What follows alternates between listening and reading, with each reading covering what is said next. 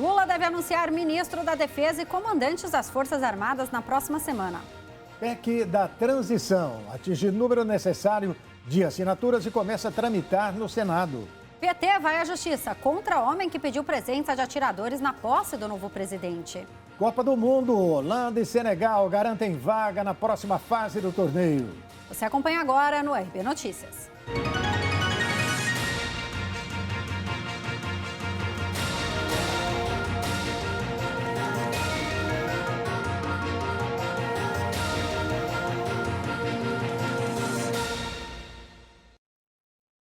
O presidente eleito Lula deve anunciar na próxima semana o ministro da Defesa de sua gestão, além dos novos comandantes das Forças Armadas.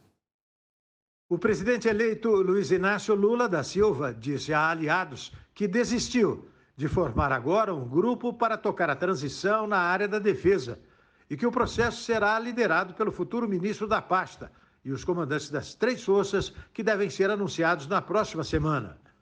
O ex-ministro do Tribunal de Contas da União, José Múcio, um dos cotados para o cargo, participou de uma reunião com o general Gonçalves Dias, que auxilia a segurança de Lula. Também estiveram presentes o general Enzo Peri, ex-comandante do Exército, o brigadeiro Junite Saito, ex-comandante da Aeronáutica, os brigadeiros Nivaldo Rossato e Rui Chagas Mesquita, o vice-presidente eleito Geraldo Alckmin e o ex-ministro Aloysio Mercadante. No encontro, foi discutida a melhor forma de fazer a transição entre governos e o melhor modelo.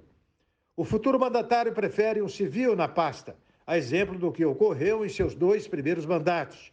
A estratégia foi replicada por sua sucessora, Dilma Rousseff, mas interrompida desde o final do governo Michel Temer.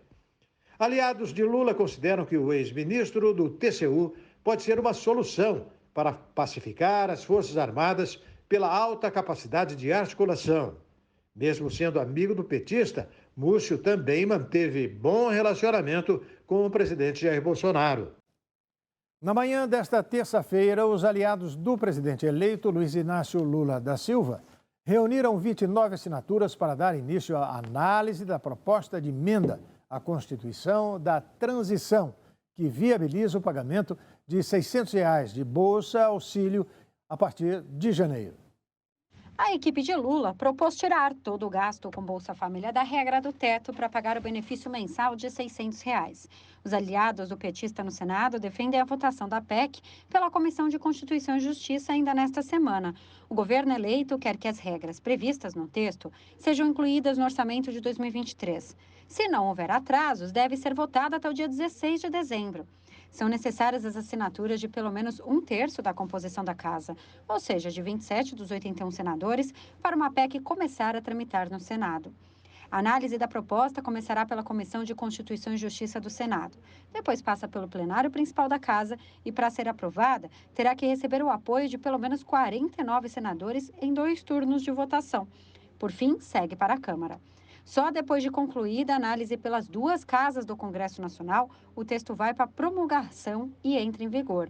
O deputado e vice-presidente nacional do PT, José Guimarães, afirmou que está fazendo a sua parte na Câmara. A minha articulação política, o texto que vier do Senado, nós ratificaremos na Câmara, aprovaremos na Câmara, o texto que vier do Senado. Então, nós estamos aguardando, ajudando e fazendo a nossa parte na Câmara. Guimarães disse ainda que o presidente da Câmara dos Deputados, Arthur Lira, está afinado para aprovar a PEC.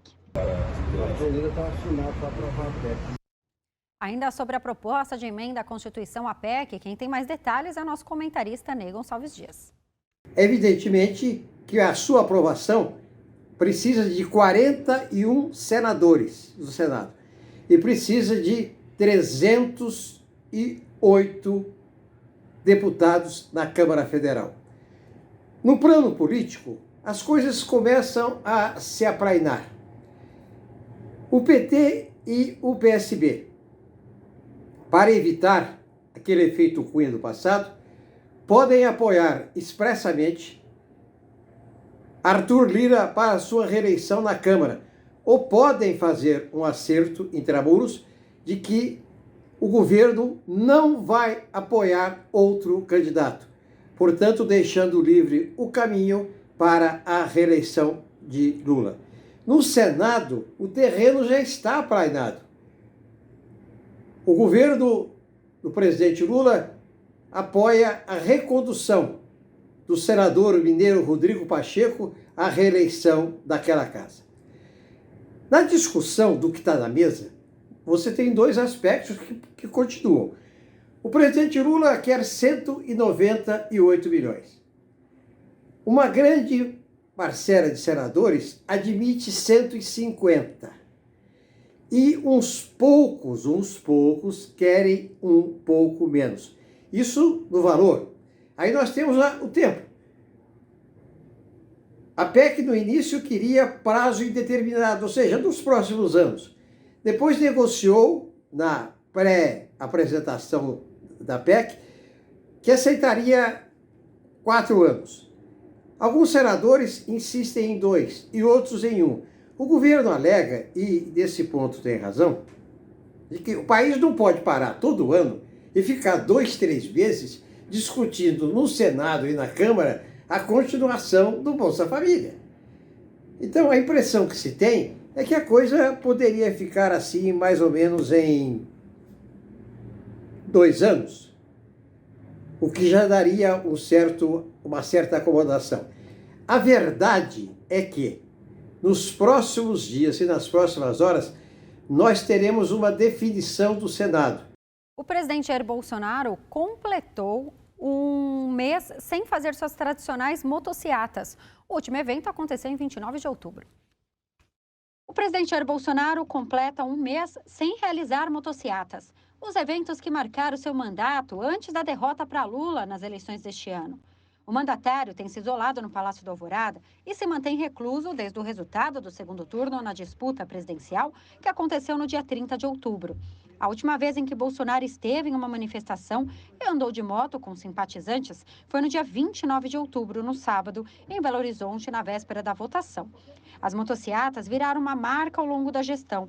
Bolsonaro percorreu diversas cidades do Brasil de moto, reunindo apoiadores em passeios em quase todas as semanas do período eleitoral. No último sábado, dia 26, Bolsonaro participou do seu primeiro evento público, depois do segundo turno da eleição. Uma cerimônia militar, mas permaneceu em silêncio. O chefe do executivo deixou isolamento do Palácio da Alvorada e foi à formatura de aspirantes oficial general da AMAN, Academia Militar das Agulhas Negras, em Resende, no Rio de Janeiro.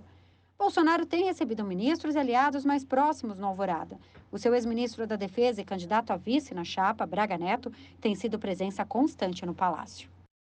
Pois é, e o presidente Bolsonaro, que se manteve mudo até agora lá no Palácio do Alvorada, que é a residência oficial dos presidentes da República, reapareceu no Twitter com uma foto, sem qualquer legenda, sem qualquer explicação. Apenas uma foto de um evento em que ele participou com o símbolo da República. Naturalmente, para mostrar que ele ainda está no poder, né? Pelo menos até o dia 31 de dezembro.